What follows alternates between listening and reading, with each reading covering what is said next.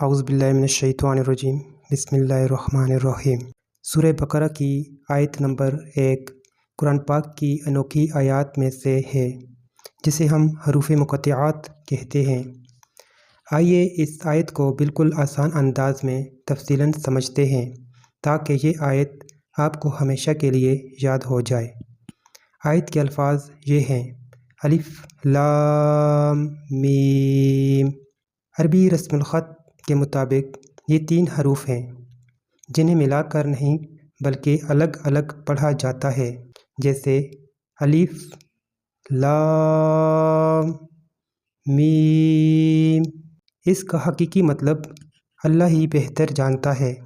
حروف مقطعات کیا ہیں؟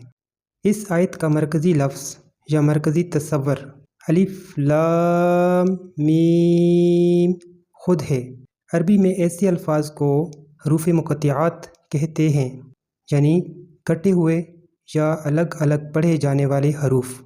قرآن پاک کی 29 صورتیں ایسی ہیں جو اسی طرح کے حروف سے شروع ہوتی ہیں، جیسے الف لام میم، یاسین، طٰ، قاف۔ ان حروف کو سمجھنے اور یاد رکھنے کے لیے 3 اہم باتیں ذہن نشین کر لیں۔ نمبر 1، یہ اللہ اور اس کے رسول صلی اللہ علیہ وآلہ وسلم کے درمیان راز ہیں۔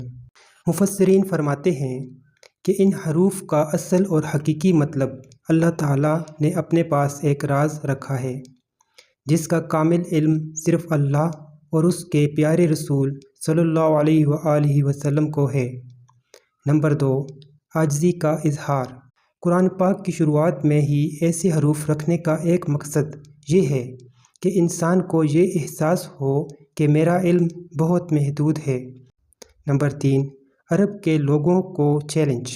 جب قرآن نازل ہوا تو عرب کے لوگ اپنی زبان اور فصاحت و بلاغت پر بہت فخر کرتے تھے۔ اللہ پاک نے یہ حروف نازل کر کے گویا انہیں فرمایا کہ یہ کتاب بھی انہی حروف الف لام میم سے بنی ہے جنہیں تم روز بولتے ہو۔ اگر یہ کسی انسان کا کلام ہے تو تم بھی ایسے ایک جملہ بنا کر دکھا دو، مگر وہ سب عاجز آ گئے۔ نمبر 3، یاد رکھنے کے لیے آسان نشانی۔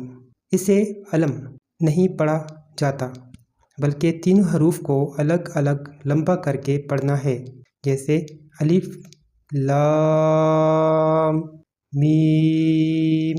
جب بھی آپ الف لام میم پڑھیں ذہن میں یہ نشانی بٹھا لیں کہ یہ میرے رب کا ایک ایسا خوبصورت راز ہے جس پر میں ایمان لاتا ہوں اور دل سے تسلیم کرتا ہوں کہ اصل علم صرف اللہ ہی کے پاس ہے۔